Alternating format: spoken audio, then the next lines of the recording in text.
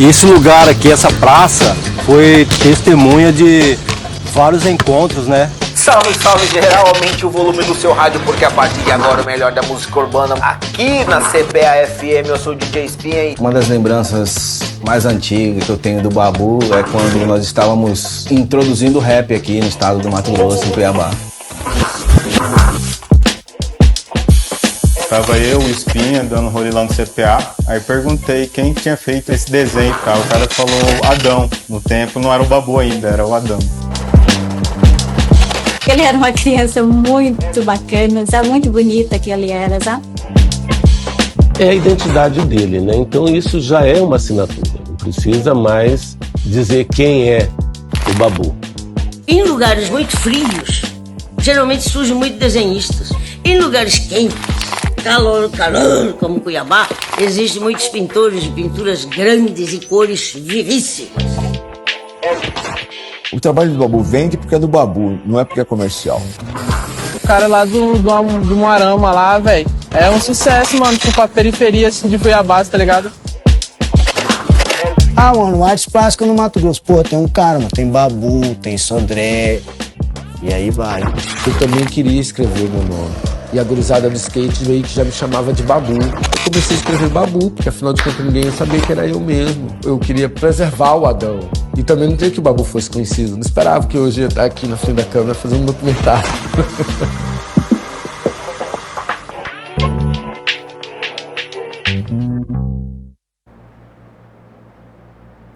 Boa noite, Cultura Livre. Começamos mais um programa e a gente já começa com essa pegada, com esse time de peso aí na nossa abertura. E galera, que legal! Hoje a gente está aqui com Babu 78. Ele que é esse cara que a gente tem uma admiração assim muito grande, que nasceu em Cuiabá, na periferia, e leva Cuiabá para o Brasil e para o mundo com a sua arte. E hoje ele vai estar aqui para falar um pouquinho como é que foi esse ano de 2022 para ele. Muita coisa rolou e o Babu vem aqui para contar. E o que vocês acabaram de assistir agora é o documentário Identidade Babu 78, do Leonardo Santana, que teve uma sutileza de pegar aí várias fases da vida do Babu, pessoas importantíssimas na vida dele para contar essa história junto com ele. Então o Babu vai contar pra gente hoje aqui muita coisa e a gente começa falando sobre identidade. Boa noite, Babu, seja bem-vindo. Muito obrigado, boa noite. Mais uma vez estar aqui, mó da hora. Valeu mesmo, muito feliz.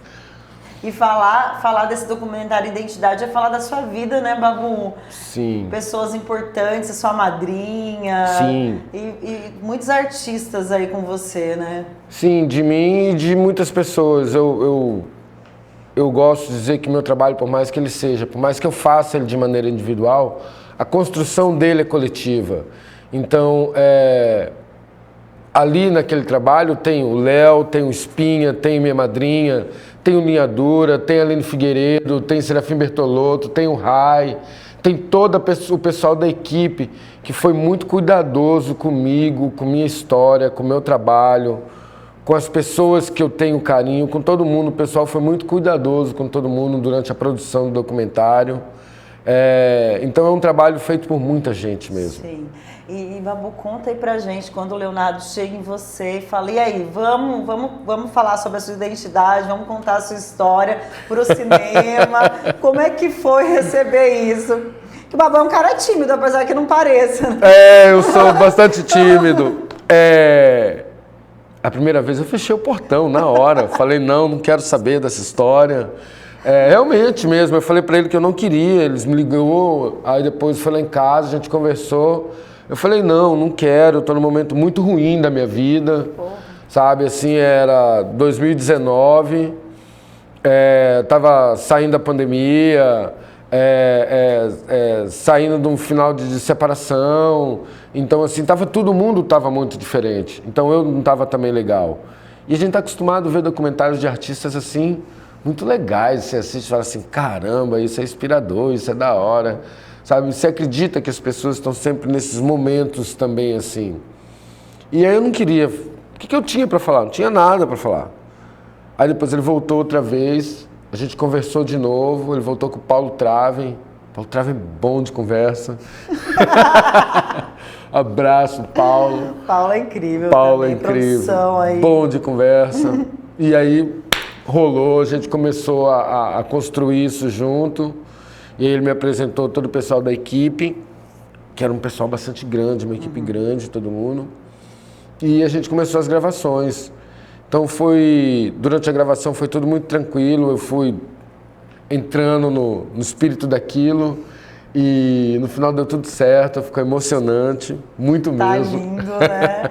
Tá. Nossa, e ainda mais porque tem lá a sua madrinha, né? Que é a pessoa que tá com você desde que você nasceu, praticamente. Sim, desde 2 anos de idade. E como que é ter ela junto nessa história, né? Contar tudo isso com você. Assim, meus pais já são falecidos. Meu pai, minha mãe, meus irmãos que conviveram comigo mais velho, então eu sou quase o único. Mas isso não é ruim não, isso não é ruim não. Tem muito amigo aí, muita gente. Sim, a família vai. Sim, e a gente vai descobrindo outros modos de existência. Então isso não é ruim não. Então eu tenho pouca gente assim que me conhece há tanto tempo, sabe, que seja mais íntimo meu, para poder falar disso, para poder falar da minha vida. E eu acho que não tinha pessoa melhor do que a minha madrinha, saca? Eu acho que seria minha mãe, lógico. Ia ser fofo demais. mas ainda tenho minha madrinha e foi lindo, eu amo ela demais. Que bom, Babu. E, Babu, conta pra gente aí um pouquinho que traz na identidade, assim, eu vi que ele perpassa por muitos artistas, então assim, a gente vê... da outra vez que você esteve aqui, a gente falou um pouquinho, né, do 78, como que você construiu esse seu nome. Tudo isso vai estar no documentário? Sim, tudo isso são temas do documentário. Ele fala bastante, um pouco sobre a minha infância, como eu comecei nesse universo da pintura. É sempre focado no grafite, Sim. Você entende? Fala como eu comecei nesse universo da pintura e logo depois já começa, já na minha maturidade, falando sobre, na época do hip hop, na época dos movimentos culturais que existiam nos anos 90 no CPA, como o punk rock, como o skate, depois veio o hip hop. Então, desses períodos que foram períodos de formação de ideias para o que eu faço hoje. Sim. Você entende? Porque, por mais que seja pintura, são construídas com ideias, são construídas com as vivências, são construídas... Com histórias também, Exato, né? exato. Histórias que você viveu. Então, tem muito disso no documentário, sabe?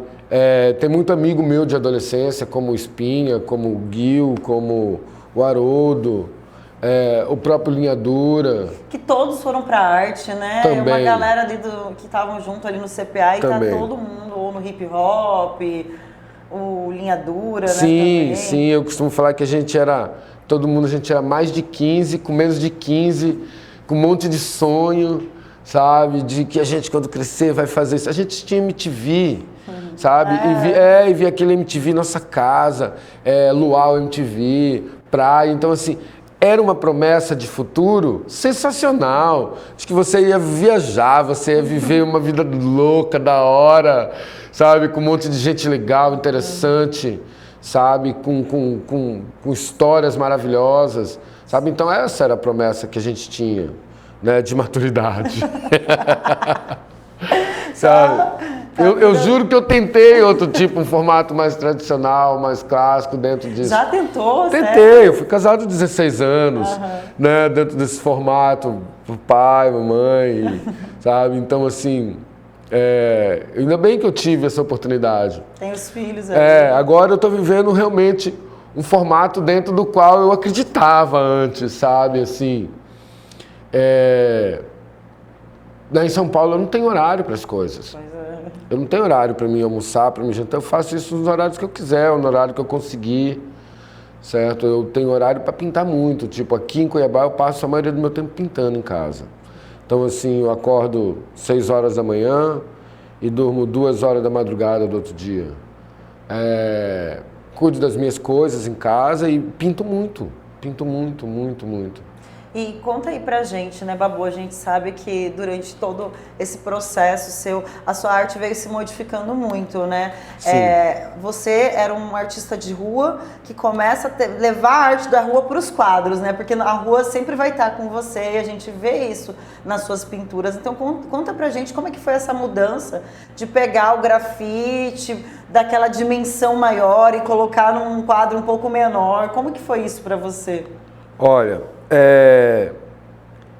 eu sempre pensei na rua, tudo para mim é pintura, mas eu sempre pensei na rua algo que me fizesse livre, que me tornasse livre de estar preso dentro de um espaço, livre de estar convivendo sempre com as mesmas pessoas, livre de um monte de coisa, sabe? A rua para mim sempre teve essa representatividade na pintura. Pintura de quadro, de estúdio, para mim antes, há um tempo atrás, não muito tempo atrás, para mim era grana, para mim é fazer dinheiro. Preciso pagar as contas, né? Sim.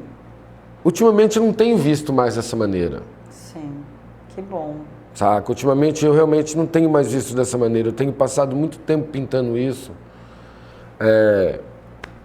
Apesar de estar ganhando dinheiro com isso, mas eu não tenho pensado nisso. É uma coisa que me coloca em contato muito comigo mesmo. Me faz refletir muito sobre quem eu sou, o que eu estou fazendo, para que serve tudo isso, sabe? Você passa horas ali no mesmo movimento, pintando aquilo, sabe? Então eu tenho pensado muito sobre isso. Então, para mim, pintar a tela hoje, pintar quadro é um instrumento de reflexão.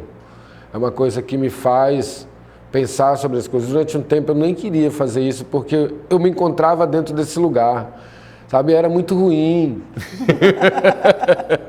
Agora não, é muito gostoso. É muito gostoso entrar dentro daquele lugar de pensamento e ficar horas pensando em tudo, nos acontecimentos na sua vida, sabe? Nas referências, né? Em tudo, né? Então, assim, tem sido muito bom isso. Que legal, Babu, que bom ver. A gente vai mudando, né? Que bom que a gente muda. É a lei natural das coisas, essa evolução, né? A gente está em constante mudança. E a arte também está em constante mudança. A gente tinha lá o barroco, aí veio para o contemporâneo. E agora tem um pós-contemporâneo. Então, assim, sempre vai ter... A mudança está acontecendo e não arte é verbo, né?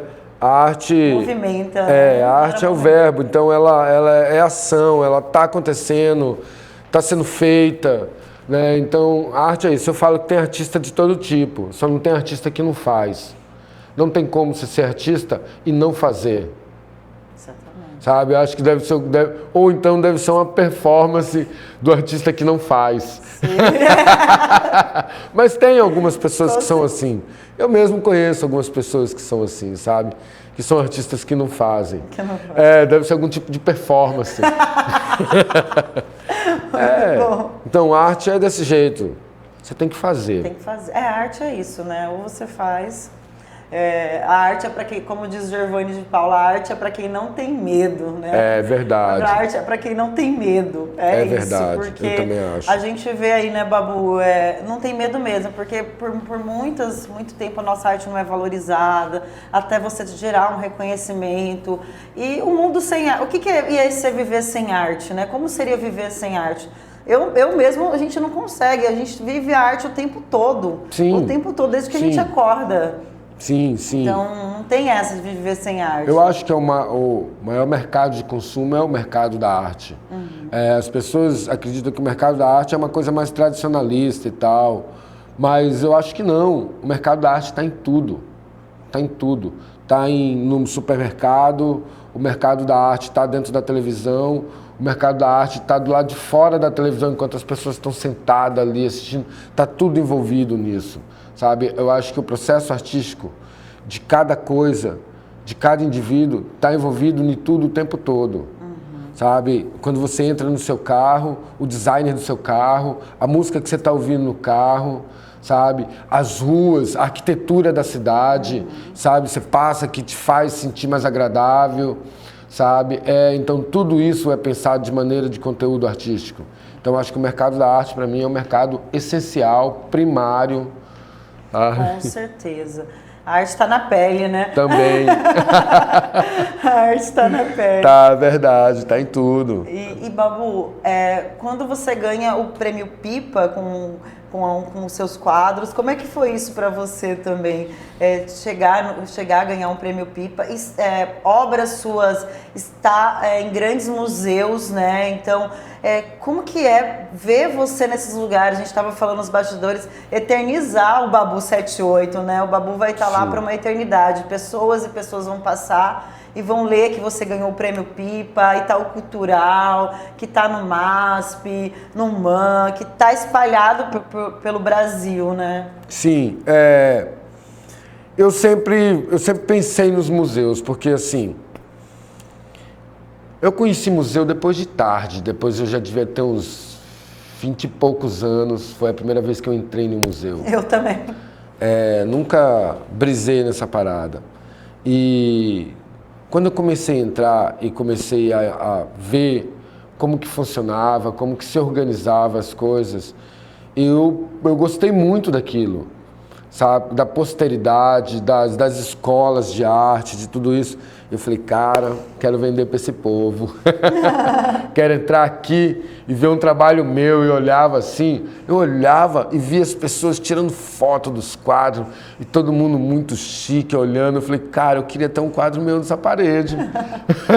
Todo mundo... Eu também quero expor no museu. Bem parecido com a origem do nome Babu 78, né? Tava todo mundo escrevendo o nome. Exatamente, exatamente. Eu sempre brisei nessa coisa. Eu acho que é o direito legítimo. Se eu consigo me enxergar dentro daquelas coisas do qual eu posso estar, então eu também tenho o direito de estar ali. Com certeza. Né? Eu penso dessa maneira. E aí, eu entrei no museu e falei, cara, eu quero botar um quadro meu aqui também. Um dia eu quero botar umas pinturas minhas aqui, né? E foi acontecendo. Aí o primeiro que eu consegui colocar meu trabalho e fazer uma exposição foi aqui o MACP, né, o Museu de Arte e Cultura Popular, na sala da Aline Figueiredo.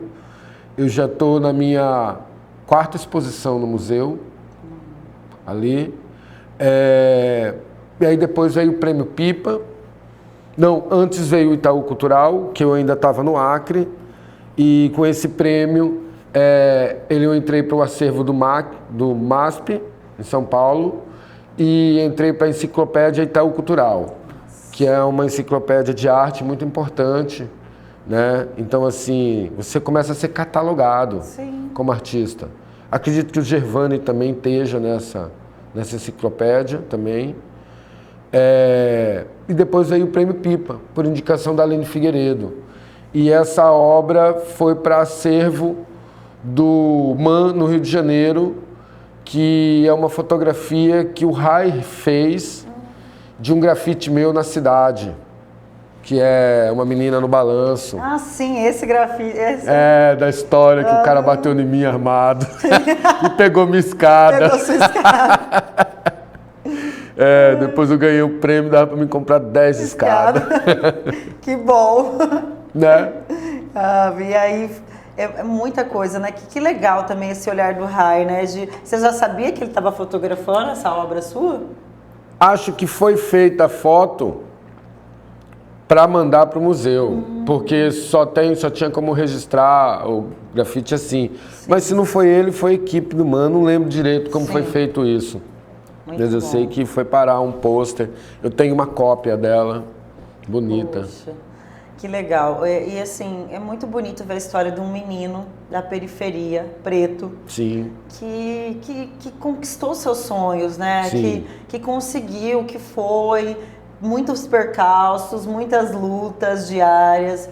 Mas, poxa, Babu, a sua história é algo que bom que o Leonardo teve essa sensibilidade de te convencer a fazer o Identidade. E mais uma vez eternizar esse artista incrível que a gente tem a honra de falar que é cuiabano, que é mato-grossense, cuiabano. do CPA. Nascido no Hospital Geral. Nascido no Hospital Geral. E que tá aí cada dia mais crescendo. E aí Babu também tem uma história com Cuiabá e São Paulo, né, agora. Sim. Então como é que também está em algumas galerias lá? Conta pra gente, Babu, a necessidade de ir para São Paulo, né? Porque não foi assim, eu quero ir, realmente foi uma necessidade, né? Sim. Eu vinha pensando nisso agora enquanto eu vinha no carro, no Uber, e eu olhava as paredes do meu bairro, da periferia, né? Do 1º de março, enquanto o Uber passava, e eu não via nada escrito. Não via nada pintado, não via nada escrito. E eu tava pensando, falei, cara, já pensou se eu estivesse passando no Capão agora? Eu tava lendo o nome de geral, o nome de todo mundo. Então, assim, a cultura do grafite para lá é muito mais consolidada, isso é fato. E não é só uma modinha que está pintada no centro da cidade, nos prédios altos, as pinturas bonitinhas. Que nem a gente vê, a maioria das coisas que acontecem aqui em Cuiabá é tudo no centro. Das pinturas e do movimento artístico. Pouquíssimos estão espalhados nas periferias. E se dizem periferias. Os movimentos de hip hop, os grandes movimentos, está tudo sendo feito no centro, não estão acontecendo nas periferias. Então, quando eu passo, vejo isso, eu fico meio assim, né? Então, eu como artista, eu tenho que cumprir algumas coisas que são determinantes para mim, como plano de carreira. Você entende? Como todo profissional, como qualquer profissional. Então, é importante você estar imersivo dentro daquilo que você faz em determinado ponto quando você alcança alguma coisa. Eu venho alcançando bastante coisa com o meu trabalho, muita coisa legal vem acontecendo. Exposição em museu, exposição em galeria, documentário, print com full house, prêmio Gegé de Oiá, muita coisa vem acontecendo. Então isso são indicadores, vendendo agora para colecionador, sabe? Então isso são indicativos de que você está indo no rumo certo. E se você está nesse rumo certo, você tem que investir em você. Você tem que aplicar em você como profissional. Então, acho que para mim é necessário viver esse período de imersão dentro desse propósito do grafite. Então, hoje eu moro em São Paulo numa casa com outros artistas. Eu divido a casa com artistas. Eu durmo grafite e acordo grafite, sabe? Quando eu cheguei em São Paulo, na primeira semana, eu dormi em 4 camas diferentes. Eu nem dormi em casa.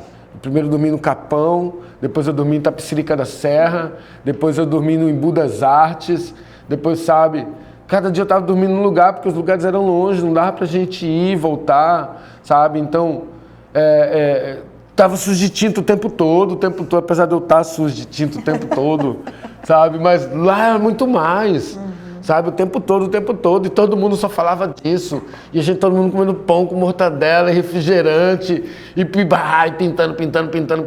na chuva, sabe, e pintando assim, com grandes artistas, muito cara sagaz, sabe, pintei muito com Mirage, pintei com Gamão, sabe, na casa que eu moro com Leiga, com o Tché, sabe, assim, que são artistas assim hoje, do contemporâneo, do grafite, que tem uma linguagem reconhecida no mundo inteiro. O Leiga mesmo tem pintura na sede da Stella Galícia. Ele tem uma linha de roupa pela Umbro, na Itália. Sabe? O outro que mora comigo vende quadro de 20 mil, 30 mil reais. Então, assim, é uma galera assim, master mesmo. Então eu preciso dessa imersão, viver com essas pessoas. Só São Paulo para te proporcionar isso. Exatamente, né? Exatamente. E foi um convite? Alguém falou, vem para cá ou não? Eu sempre tive vários convites para estar em São Paulo. Tanto da Galeria da Sétima, quanto da Galeria da Alma da Rua, que são os parceiros comerciais que eu tenho em São Paulo, né? Onde eu consigo vender meu trabalho, realizar exposições. Agora eu vou participar de uma no final do ano agora sobre gravuras, que vai sair uma gravura minha pela Fun House, que hoje é uma das maiores gráficas de print art do país, faz do Cobra, dos Gêmeos, do Viched, grandes artistas da cena do grafite hoje. E agora vai ter Babu 78. Que isso, o pai tá estourado. O pai tá estourado, eles que lute. Então, isso é muito legal. Tem dias assim que eu começo a rir sozinho em casa. Falo, meu Deus do céu, Babu, é isso aí, é isso aí, é isso aí, é isso aí, é isso mesmo. Que massa. Assim, muito feliz mesmo com o que eu tô vivendo, com o momento, com a fase, com tudo, com meus filhos, sabe? Muito feliz com tudo. E aí também vem um retorno para a cidade, o Babu está exposto aqui também, mas a gente conta no próximo bloco. Fica com a gente, que o Babu vai falar um pouquinho como que foi para São Paulo, trazer o que ele viu em São Paulo para Cuiabá e essa troca que ele faz aí, essa ponte aérea Cuiabá e São Paulo que tá rolando e vai rolar por algum tempo. Vai mesmo. Então, galera, fica com a gente que ele vai contar mais no segundo bloco do Cultura Livre. Até mais!